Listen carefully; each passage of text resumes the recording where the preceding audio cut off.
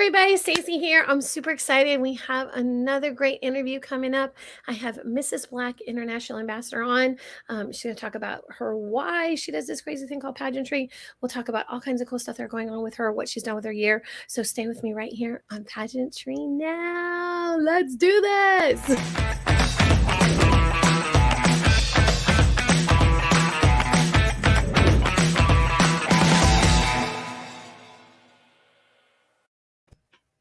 Hey everybody, Stacey here. Thank you for joining us today. I'm super excited.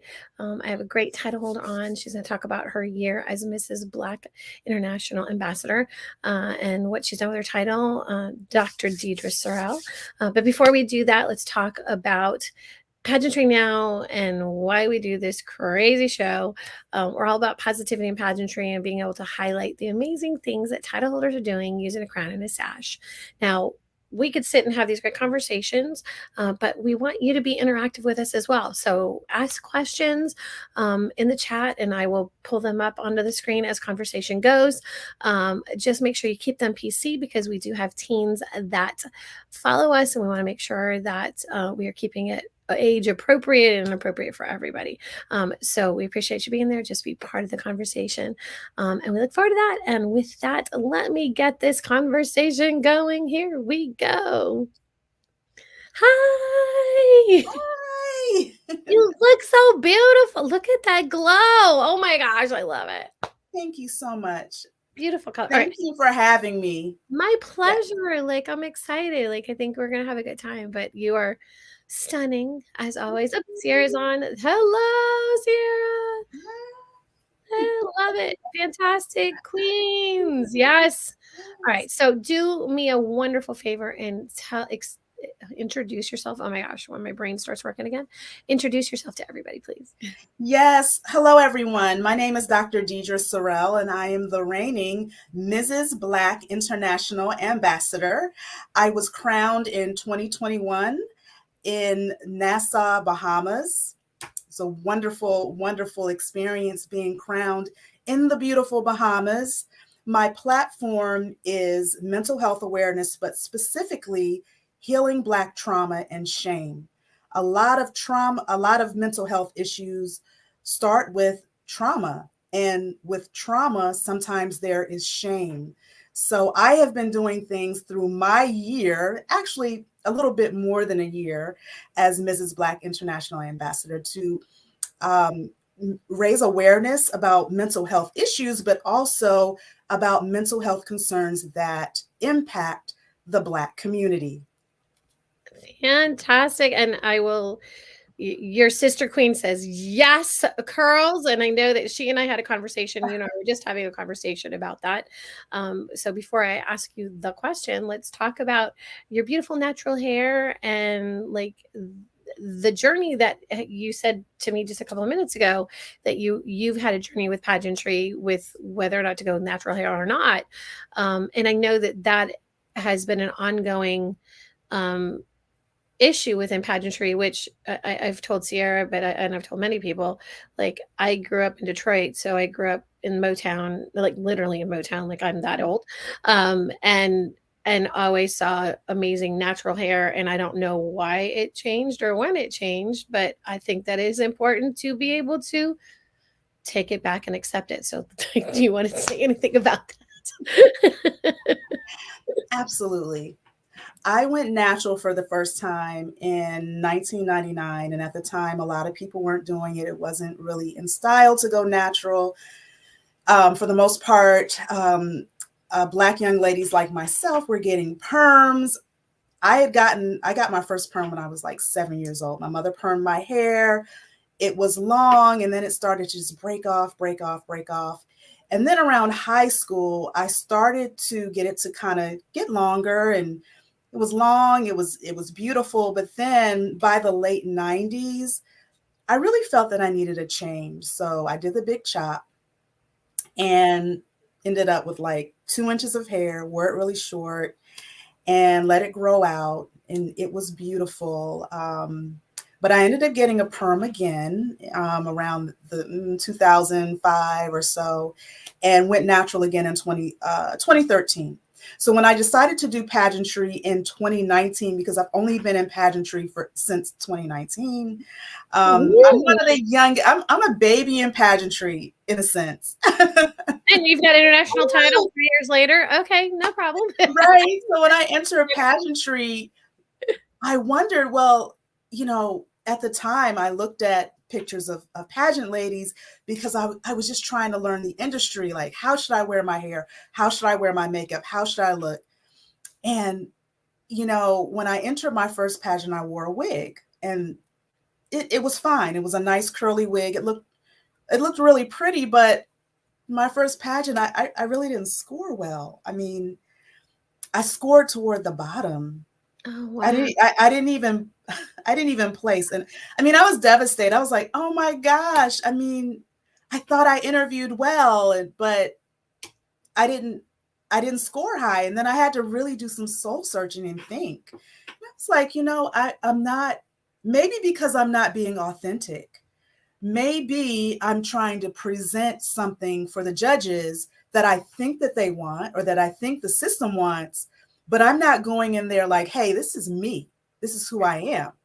And I thought about when I didn't win the pageant, they asked, one of the questions, the final question was, if you don't win, what advice would you give to the winner? And I was like, wow, that's a really weird question. But my answer was to be true to herself. So I thought about it. Well, let me be true to myself and wear my natural hair. So the next time I competed, I wore my natural hair. Now, I do believe it was frowned upon, but I had a photographer. My photographer, actually 2 photographers. One photographer was a white male. Mm-hmm. The other photographer was a white woman. And they both encouraged me strongly to wear my natural hair, because I wasn't sure. I was taking pictures like, I don't know. I have my wig in my bag. They were like, no, your natural hair is stunning. And it was short. It was short at the time. It was like in a taper. And but you're really gorgeous. Like, I like your whole glow up is like, yes. I mean, and you just told me you just came home from work. So like, okay, you can just slay all the way home from work and into the interview. But anyways, I did not look like this at work, but this is like a ponytail up here. So I said, okay, let me figure this out. Girl, you look amazing. Thank you. Thank you. No, you look stunning. And honestly, oh gosh, I did the wrong thing.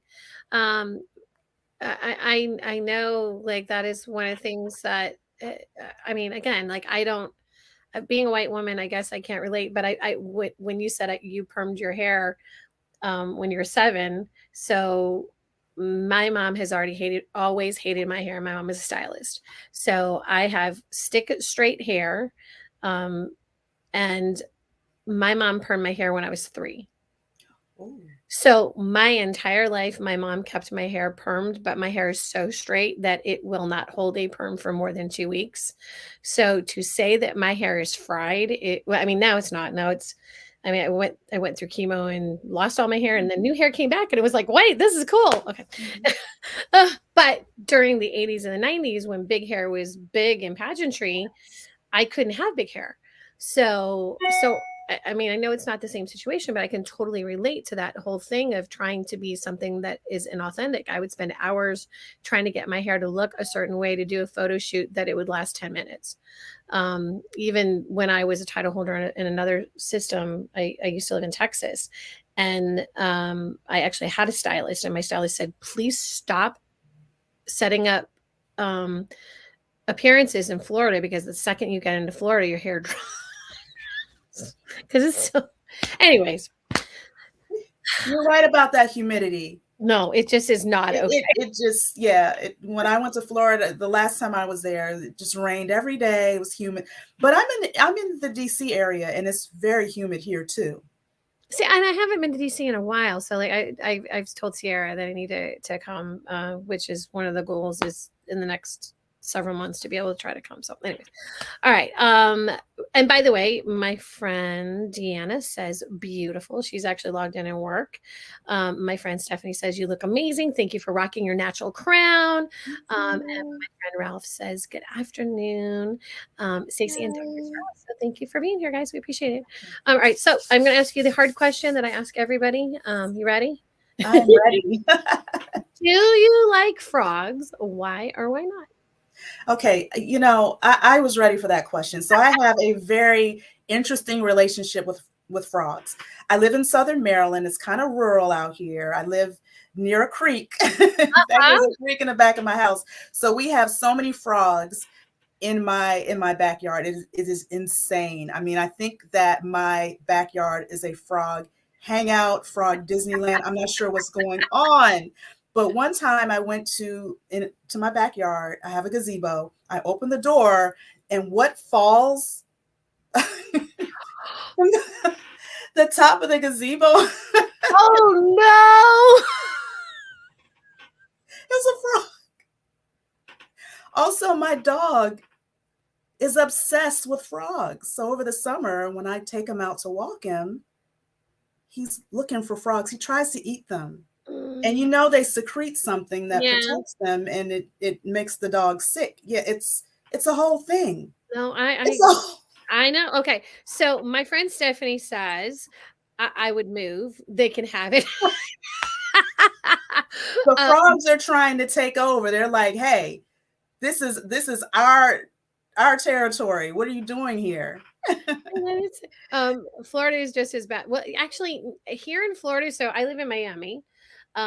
We do have frogs, but we don't have them. Like I grew up in Michigan. I grew up behind a creek, so I love them. Because I'd play with them and watch the metamorphosis, and that was just wicked cool because that was all math and science, and I love that. Here we have lizards, and I have a dachshund that, I mean, and we're talking not like a little lizards, like they're in our little backyard, which is like 10 by 10. We probably have 100 lizards. And he immediately goes out, and we're like, he's like doing like, he doesn't go out to attack them or anything, but he goes chasing after them almost to like make sure they're still where they're supposed to be. I'm like, dude, what are you doing? Is it like roll call that you make sure that your lizards are okay or what? Because he doesn't hurt them. He doesn't do anything to them. It's and I have conversations with him. I'm like, hi, Mr. Lizard, how are you today? Is your wife good? Like, I'm okay. Anyways, so I understand that probably not having a frog jump at you is a very good experience. So I can totally understand that. So we have salamanders and snakes too. Just saying. Oh, snakes? No. Just saying. No. We had a snake that got into my kitchen, and I told my husband, I'm like, that's it, we're moving. And he's like, it's this long, Stacey. And I'm like, I don't care. And he said, a snake is a lizard without any legs. That's a good way of looking at it. I don't care. We're leaving. So I think it's really funny because I don't understand what anyway. So, all right. Well, I am glad that you see the reason that we asked that question is because then almost everybody has a story about whether they like frogs or why not. So I'm glad that you had snakes are not great, Stephanie. No. Okay, so I don't know who the Facebook user is, but I'm assuming maybe it's Fatima. She says lizard over frogs. Stephanie says, or the Facebook user says no snakes. Stephanie says snakes are great. I'm like, nope. No. Ralph says I hate spiders, snakes, and frogs. Okay, well, Florida is not, not the place because he lives in Florida too. So, all right.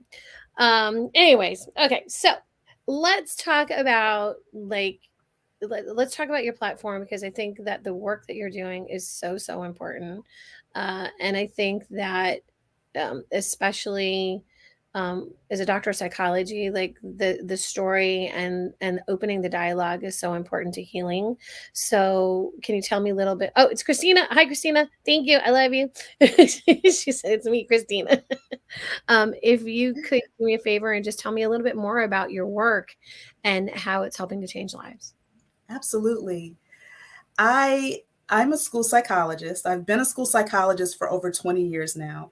I work in a middle school right now. So I'm in suburban Maryland. I'm in Charles County, Maryland, which is outside of DC. But I started my career in DC public schools. So I worked in the inner city for many years, dealing with just many of the issues and concerns that go on in big cities. So I learned a lot there, and then decided to take my talents to Charles County, Maryland. But I'm also a licensed professional counselor. I became licensed in 2004 in DC, in 2007 in Maryland. I started a private practice in 2000. Oh, goodness. I started a private practice in 2016. And my private practice work is part-time, but I'm a full-time school psychologist. So trying to juggle them both. I do hope to make some career changes in the next few months. Yes. So you have a full-time job, a part-time job, you're a mom, you're a wife, and then an international title holder. And yeah, that's not a lot to juggle. It actually really is. I have to be honest. I can't I can't say, oh yeah, it's great. I just time management. No, it's definitely been difficult to balance it all. But the thing is, I'm so passionate about what I do. And I'm so passionate about helping people and trying to save lives. It's really just, I feel that it's God's work. Right. And I'm not being dramatic, but the work that I do, no, I agree with you. is God's work, because I ask God, what do you want me to do for your glory? Right. Well, and so Stephanie and Christina are two of my friends, and they both are Black women as well. And we've had discussions about this. Like, I know my program, I have a gymnastics program. But we used to be in a historically Black neighborhood until the pandemic happened, because the park that we were in closed because the city, I guess, decided that the neighborhood didn't deserve to have a park. Which the irony of it was that this particular park was actually started by the neighbors themselves, to build a community pool so that Black children could learn how to swim, because they were not allowed in white pools. So it was built in the 50s, with money that this community raised.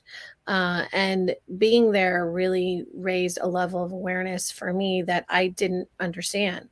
I didn't understand that young Black children had to have the talk.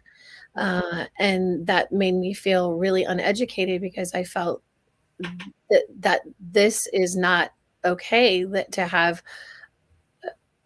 such deep scars that go back to the beginnings of slavery, that continue to be brought up in our society, and that young Black people and I mean Black people in general are having to deal with those emotional scars, and being able to help heal through it, and then not deal with suicide rates, and then not deal with everything that happened during the pandemic, and all of that coming with Black Lives Matter to a very, very strong forefront, where it has been continually in the background. So Stephanie says, bless your soul for what you do. I think that's important. And then Christina says that she used to live in DC and PG County. So thank you for what you're doing. Thank you for how you're trying to help people, because it really is, it's more than God's work. Like, this is something that is big, and it needs to be continued. So I hope that I'm talking too much. I'm sorry. Sierra says, your director Sierra says, incredible work. And I agree. Like, that this is more than a crown. This is more than a title. This is more than your job.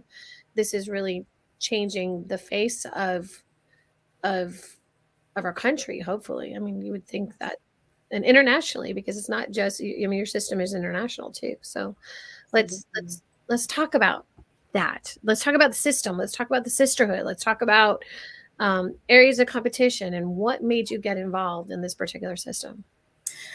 Yes, yes. MBIA. I found out about MBIA after I competed the second time and competed with my natural hair, and found that it was a bit frowned upon. I could tell in my interview that the interviewers were just sort of like, eh. Um, so I decided to look into a Black system, and I looked into other systems, but I didn't find um, a Mrs. division. And there was another system that I looked into, but you had to, the husband had to also have a title as well. So it was like you could be crowned Mrs., but the husband had to be Mr. So the husband had a title, and you had to do things together. It was just a lot. So I I was have never heard of like, that. Okay. it's Okay. like, okay. And then I heard about MBIA, and I was so impressed because not just because the women were beautiful, right? The Fab Four, I saw their pictures, and I was like, they're so beautiful and so stylish. But I love the fact that MBIA focused on advocacy and focused on just grassroots, being a grassroots change agent, and just really not only saying, hey, I have this platform and I want to change the world, but actually doing the work.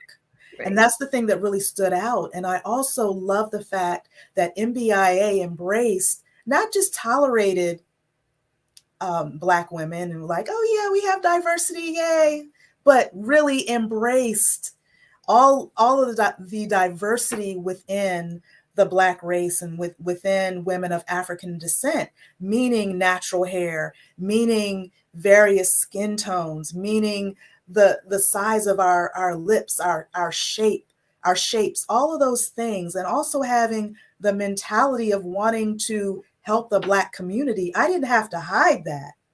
So I fell in love with MBIA when I learned that, and then it's the rest is just history. Stephanie says that's what I call reigning the job that starts after you get the shiny hat and sash. Yes, But it's true. absolutely, absolutely. And the thing is, I actually started the work before I even found out about MBIA.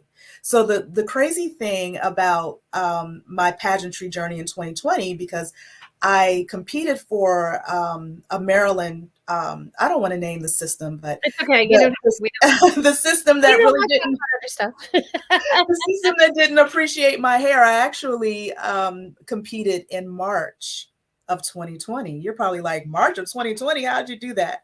Well, it was actually the first week of March. So the pageant was Um, the first week of March. And then the next week, what happened? Boom, the pandemic, everything shut down. So, what I ended up doing was just sort of going into title holder mode in a sense, but I didn't have a title. But what I started doing was I started just doing live broadcasts with the community on how to cope with the pandemic, because everybody was losing their minds, still literally. losing their minds. Still, but it was just like, I mean, we couldn't find toilet paper, you couldn't find food. It was insane. So to help with my own sanity and other people's, I actually, it started with me walking outside, going to a park, right? Yeah. My neighbor, I probably wasn't supposed to be outside for real, but I was outside without a mask on, and I did a live, and I saw that people just sort of jumped on, and we were just talking about, okay, hey, I'm just out here. I'm getting some fresh air. I'm getting vitamin D. I'm not sitting in the house right now. And they were like, okay, how do we get through this? And asking me questions. And then from there, some of my community leaders asked me to do some lives for the community on how to help kids and just how to survive this thing. So when I found out about MBIA, I said, well, I'm already doing the work anyway. Right. Right? So that's awesome though. I mean, and I have my master's in ABA, so we have similar backgrounds. My bachelor's is in education, um, and so like I get it. I remember I actually had an anxiety attack that put me in the hospital the week that everything shut down because I was Mhm. like, wait, my business is being outed out of a place that we gave half of our students free tuition because I wanted kids to have an opportunity to do gymnastics. And even though I'm an ABA, I no longer do therapy. I was no longer working with patients, so I integrated into my program. And I was like, what are going to happen to all these kids? What's going to happen? My business is gone. Like, how do I do this? So I ended up in the hospital. And then it was just for a few hours, but it was an anxiety attack that I just didn't even recognize the signs of it.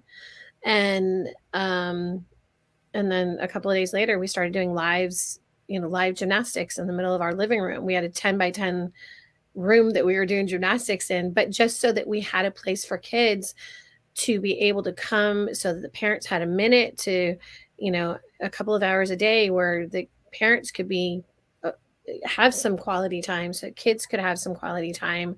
And it weirdly took off internationally. Like, we had kids from all over the world turning in to watch our lives that we didn't charge for. We wanted kids to be able to have a safe place, because I could see already, if that was having an effect on me, I knew that there was no way that we were going to be able to navigate this as human beings. Like, it just, we and we're still not navigating it. So the collective issues are not going to just go away, and we're seeing that more often. And I'm sure that that's got to be very striking to you. And it is a pandemic on top of a pandemic, an emotional. It really is. It really is. The mental health piece is really showing.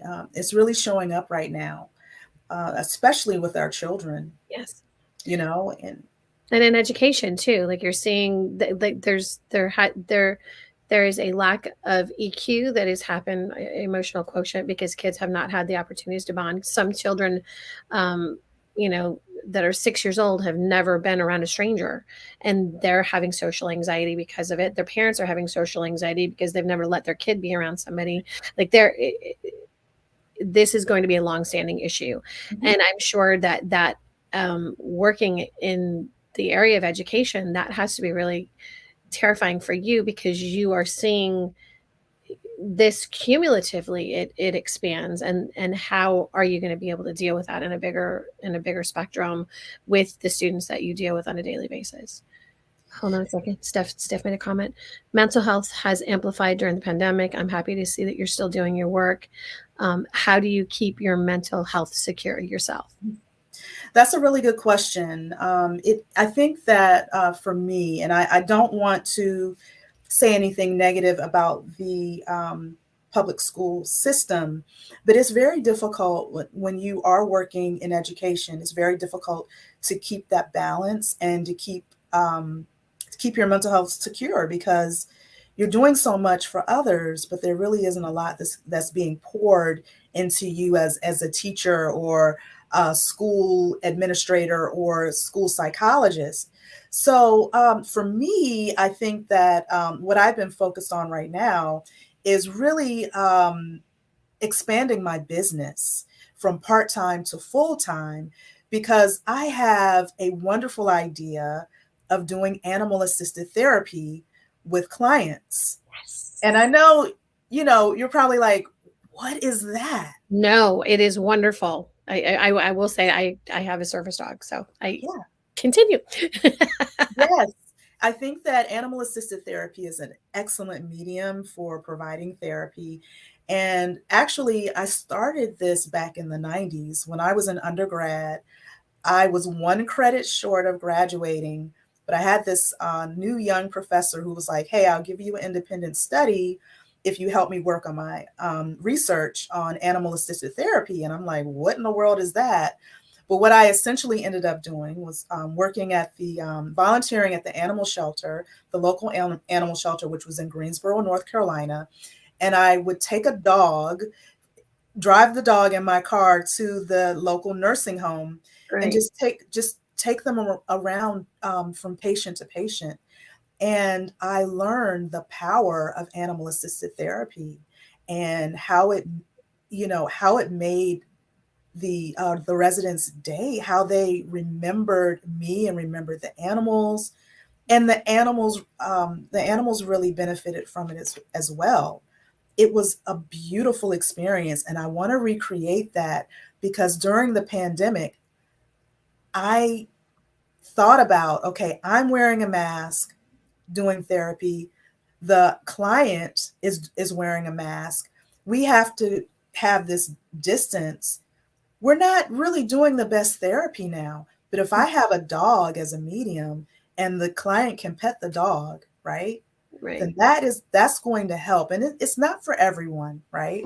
But it would be great for, say, a client who is on a child client who is on the spectrum, Yeah. or a child client who needs to learn empathy, or needs to learn socialization, or just needs to calm down, or even an adult client who would benefit from that. Right. But I have ASD. Most people don't believe I do, but I'm very high functioning. But I can speak to the fact that I have a service dog and I have a therapy dog. The intent originally was for the therapy dog to actually go to facilities and or to for any clients that I was working with, any patients that I was working with, for the dog to be assisted in pet therapy to be able to be that go between, because sometimes those moments happen, when you least expect it on a human level, but when you bring an animal into it, that kind of lessens the feeling of anxiety of having to deal with a person face to face, because then there's something that's between the two of you that's warm and fluffy and distracting, and allows conversation to happen. And I've seen amazing situations with my younger, because I work with young children. So with young children where they've been nonverbal, and then all of a sudden it's like dog.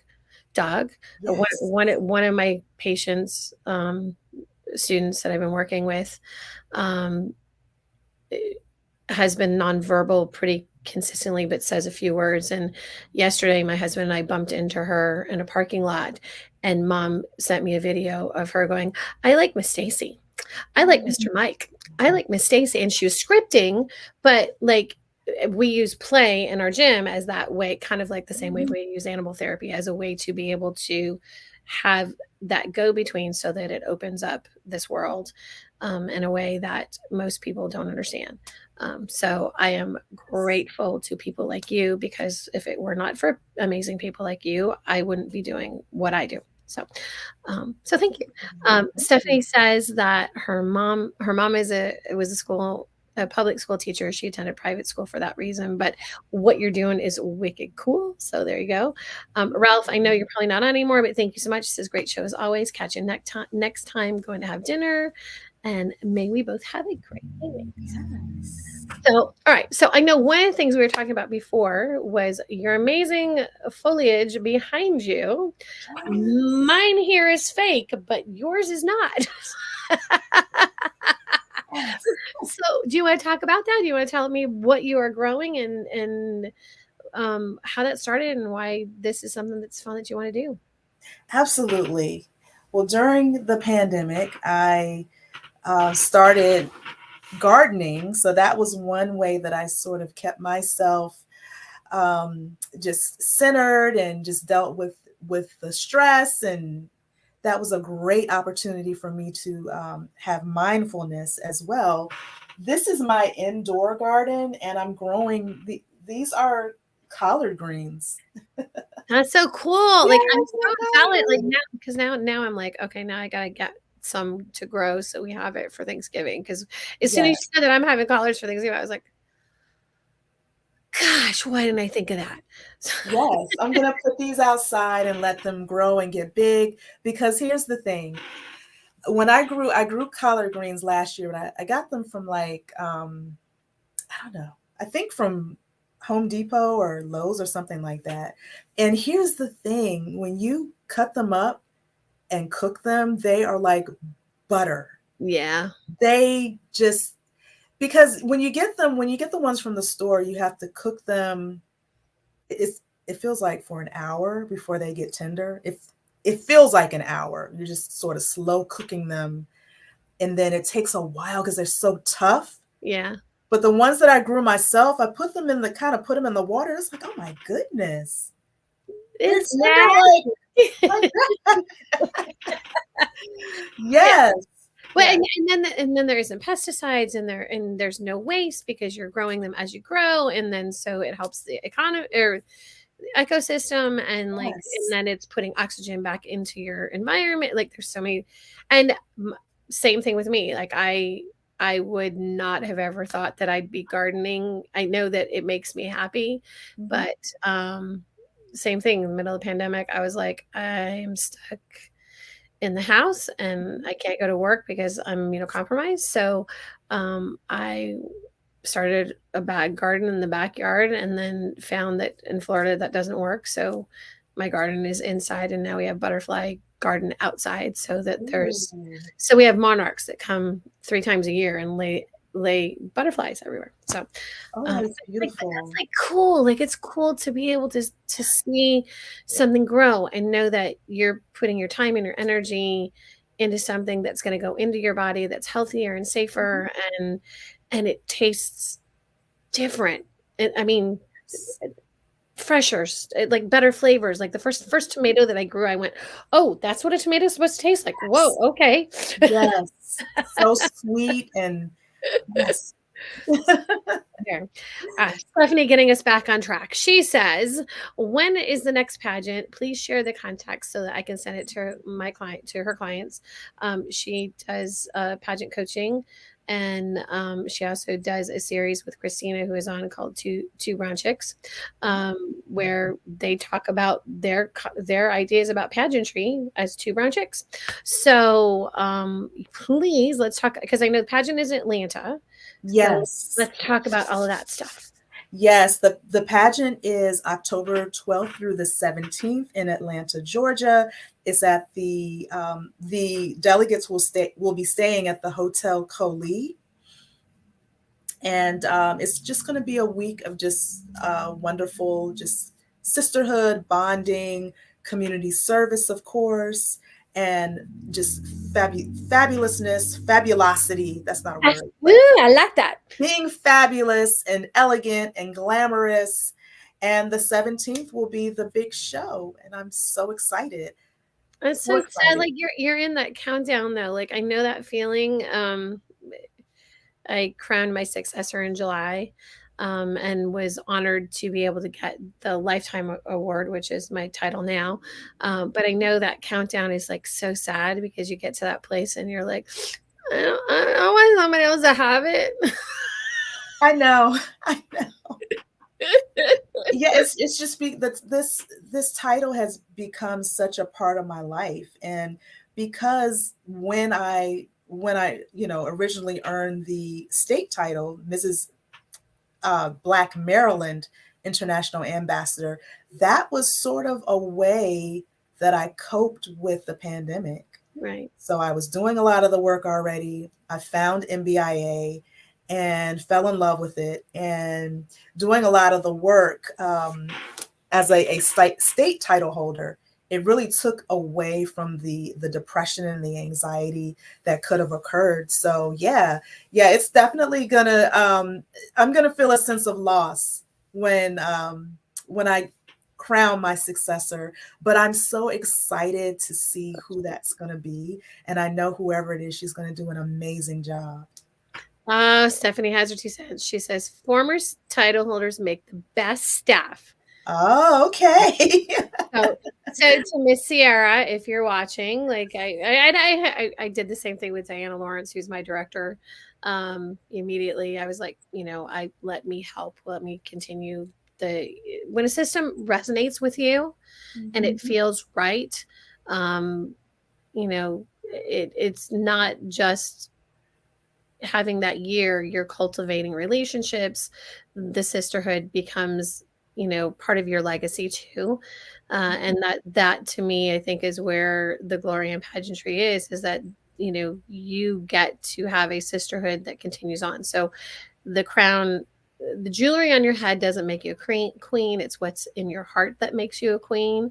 So enjoy the beauty of that, but it doesn't change. Like you don't stop being the title holder, because your work is what speaks for you, and then how you mentor the women that come after you, being that queen that you have been, and having it, when a system resonates, then it's forever with you.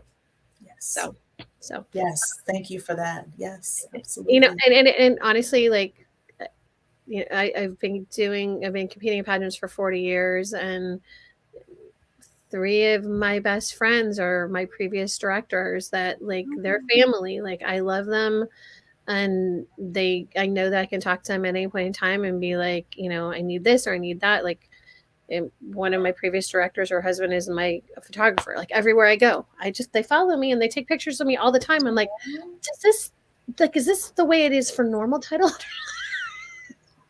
But I love it. Like, and they'll go anywhere with me. And I, you know, you can't, that, when you find the system that it resonates with you and you know that they're family, the sisterhood is real.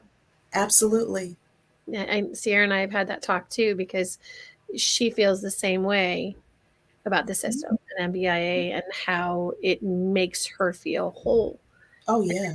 And I think that that is such a great statement about the system and the women behind it and the women within it, because that's talking about, you know, changing the face of pageantry for Black women everywhere. You know, Absolutely. so Absolutely. And I'm um, so thankful to Patrice Harrison for being the founder of this wonderful pageant, and for Sierra Thompson for just taking the reins and just taking it to this level where we are now. It's just been an amazing opportunity and an amazing journey. it's been a glow up for everybody. Yes, it has. But that's, I mean, that, and that, so, before I let you go, because I know we've been on for 45 minutes, so I'm sorry. Um, Really quick, let's talk about the areas of competition that these amazing women that will be walking in your footsteps, in your heels, which I'm sure won't be an easy job, but you will lead them forward in whatever you do. So, areas of competition. Okay, so the areas of competition include interview, of course. And the interview is more of there's a social impact presentation. And I love that because it gives the contestants an opportunity to show their creativity and just their work. Because you can, and I know I've experienced this, right? I've done so many things in the community, and then I sit down for an interview and they don't ask about it. And I don't really talk about it because I'm answering the question, but this really gives the opportunity for the delegate to show everything and then answer questions based on what they've done and based on their platforms and based on their passion. So that's wonderful. Then, of course, there's costume, which is one of my favorite areas because the delegates get an opportunity to represent their state or their country or their town by just showing something very creative, showing a costume or something that really represents where they're from. There's fitness. I love that. I prefer fitness to swimsuit.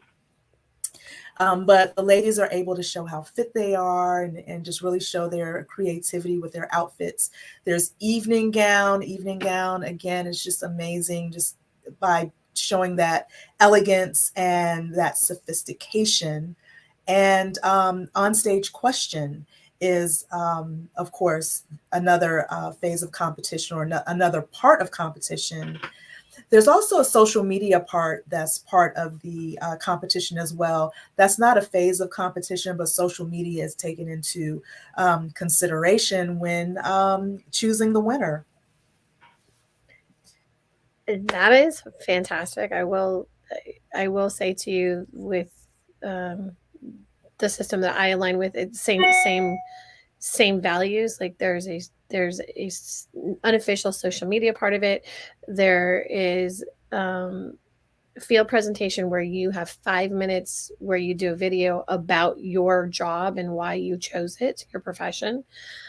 Which you don't always get. That you don't get in an interview. You don't always get an opportunity to be able to say, "This is what I do and this is why I do it." Yes. And I think that that's an important part of that, especially because you're going to be out speaking about what you're passionate about and what motivates you. And you're going to be, in situations representing not just your title, but your career and all of the things that make you a well-rounded, strong, empowered woman. So being able to have more than just whatever personal interview is an onstage question really allows, I think, the judges to be able to have a better view of you as a person. So I think that's important. So Absolutely. Sierra says, Absolutely. our gardening queen.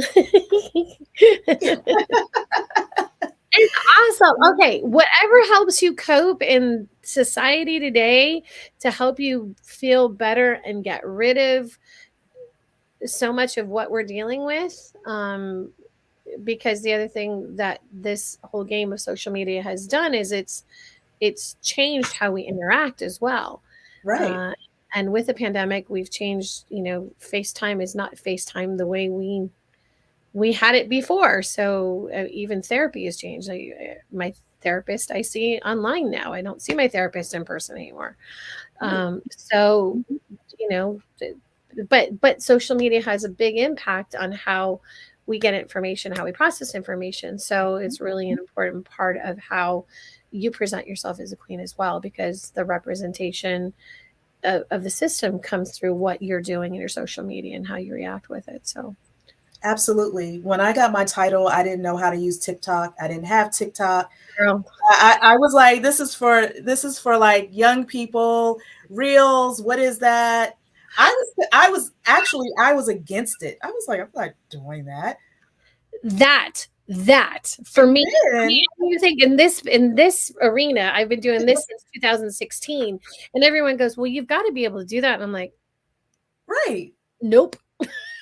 So No, but then I tried it and realized that I was able to do really really cute videos and people. I was getting followers and likes and comments and really just letting the world know about MBIA and letting them know, hey, you can be a woman of a certain age and still do pageants.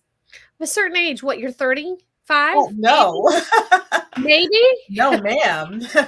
Yes, No ma'am. ma'am. That um glow is Yeah, yes, and I'm actually well over 40, no way. but and the thing, and that's another area that I want to get into with my practice. I want to do coaching with women over 40 because what I found is that many of us lose our purpose because our purpose is generally rooted in finish school, get your education, get a career, get a husband if you want that, have kids. And then after that, it's like, oh, well, who am I? I just need to just sit back and just reminisce on, What remember I the what I times. did. Uh-huh. Yeah. And no, that, and the thing, that's what pageantry showed me and taught me, that no, I can still have excitement. I can still have passion. I can still have goals. I can go to New York Fashion Week and actually walk, right?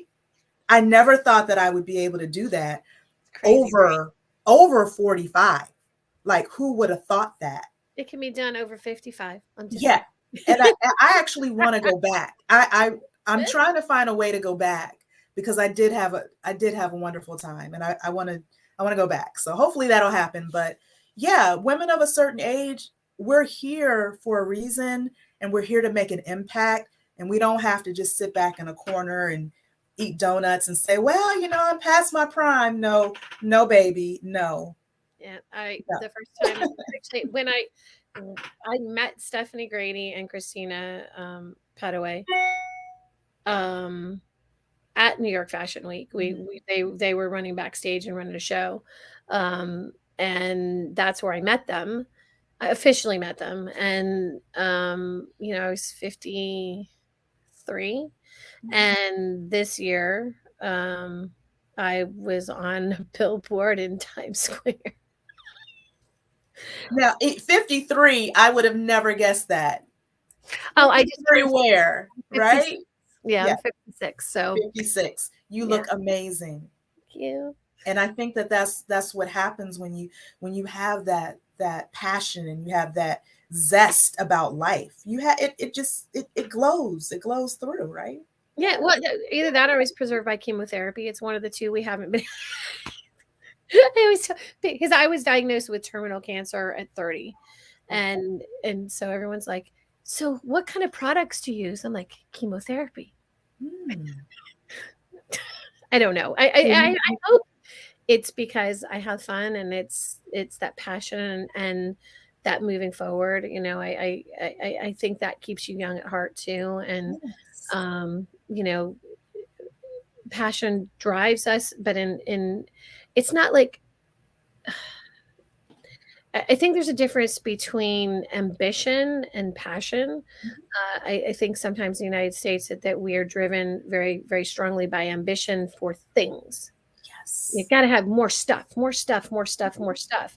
And then you get to that 40, 50 something, you go, wait, like what was that all for? Why did I do all this?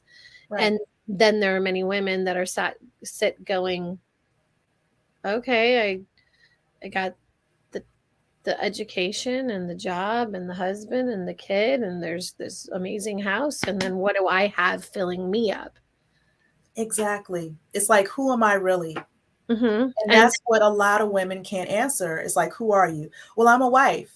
I'm a mother. I'm a sorority member, or I'm a PTA president. No, who are you? yeah, What drives you? uh, What's in your heart? And we and can. and, that, and that's what we have to do as women. And that's I mean that's why I think this is such a great opportunity. Pageantry really is about building women up and sharing the magic of what we do and who we are. And it doesn't have to be, so many people think that pageantry stops at 26 or 28 or whatever. And that was one of the things that I was really proud about because not only was I a woman of another age, but I'm plus size. So, it was trying to be able to show that representation, just like with your system, representation doesn't come with a color or an age or a size or anything. It comes with, I mean, being strong women that are really going out and changing the world. And I think that that is a really important part of what pageantry is, and sometimes we lose sight of that. And I think that that is important for us to be able to keep pulling that forward, and that's where pageantry now came from was, I saw some chaos in pageantry and I went, no, no, this thing that is pageantry changed my life. It enabled me to learn how to have conversations and speak to people and be able to be okay with speaking on stage. I wouldn't be an educator if I had not been put in a pageant when I was 16 and said, go, you go do that. And I went, "Ah, you know, so maybe not the best way for an autistic person to deal with the world. But in the 80s, unless you had severe autism, there wasn't a diagnosis. So it was just That's like, right. go do that. And I went, Hmm. okay, mom. Hmm. But I'm glad I did because it enabled me to learn coping mechanisms and dealing with this in a way that you would not normally think would be a way for someone to learn how to deal with people. Certainly would never have thought I'd be doing interviews with people. So there you That is an amazing story. I go. love hearing that. Yeah. Yeah. So I know we've been on longer than you've been on for a while, so I apologize. Your amazing director says we love you so much, Dr. D. Amazing Rain. I agree. Thank you. Thank Miss you. Miss Stephanie says we get better with age, and then she wants to talk to you. So you can Yes, find Stephanie Grady. absolutely. She's an amazing human. I love her to death. The best thing I got out of New York Fashion Week was Stephanie and Christina. So Oh, I love you too. So all right. yes. So what would you like to say to all of our viewers that haven't touched on or haven't said? And then how do we follow the system and how do we follow you going forward? Well, you can follow the system at thembiapageant.com. Thembiapageant.com. And when you get on the website, you'll get all the information about our upcoming pageant. You'll get an opportunity to see the new contestants and look at, of course, you know, I'll be there with my 3 other Sash sisters, our teen Miss and Ms, they are all phenomenal.